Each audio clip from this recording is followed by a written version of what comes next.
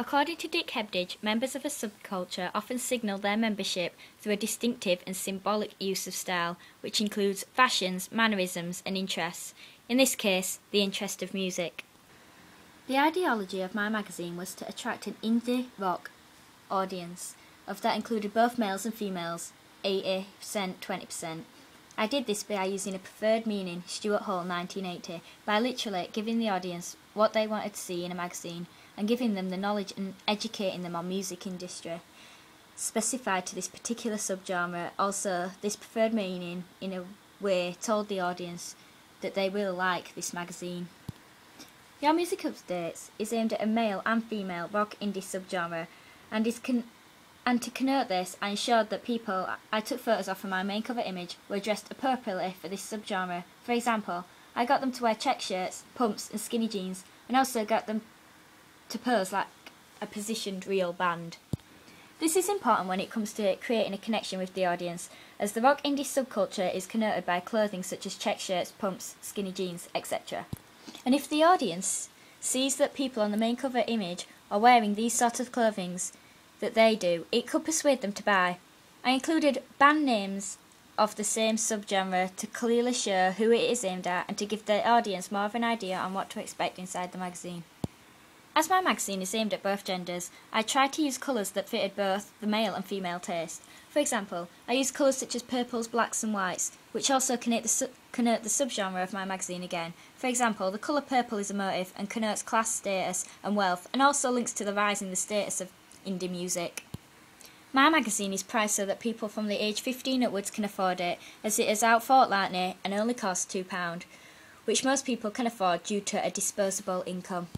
The magazine offers gig reviews, festivals, things to win, interviews, album reviews and much more that would attract a typical rock indie culture audience. The language used in my magazine is also very friendly, which simultaneously makes it informal and coats the rock indie subgenre in this way. To get the audience I wanted for my magazine, I copied conventional codes from existing magazines with the same subgenre, such as Q and Kerrang! I did this by constantly looking at these magazine covers, contents and double-page spreads when creating my own magazine and copying certain techniques these magazines used. For example, on my cover I used banners, barcodes, mastheads, a main cover image, headlines, etc. And I used drop capitals, columns of text, pull-outs, speech, borders, etc. on my double-page spread, like in other magazines. This is called pastiche, as I copied these techniques from already existing magazines. I also decided to go against using some of these conventions magazines used. For example, both Kerrang! And Q use banners at the top and the bottom of the cover, whereas I just included one at the bottom, as I thought this would make my cover look too busy and cluttered, and also make my masthead look less effective.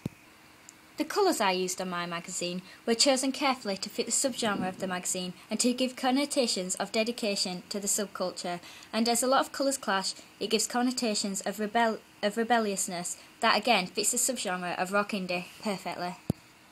This creates preferred meanings, Stuart Hall 1980, as it portrays the rock indie culture to be highly dedicated to their music taste and also gives them connotations of being rebellious. The fonts I used on the cover are rather simple and easy to read and give connotations that the reader is wanting straightforward information about their music taste, portraying them as straight to the point and simple rather than detailed and complicated.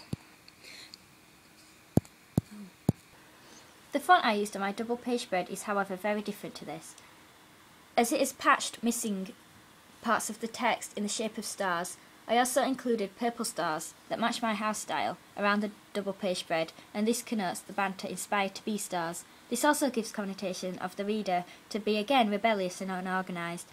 This is also done by having black text on a white background, which contrast and stand out, just like this rock indie subgenre.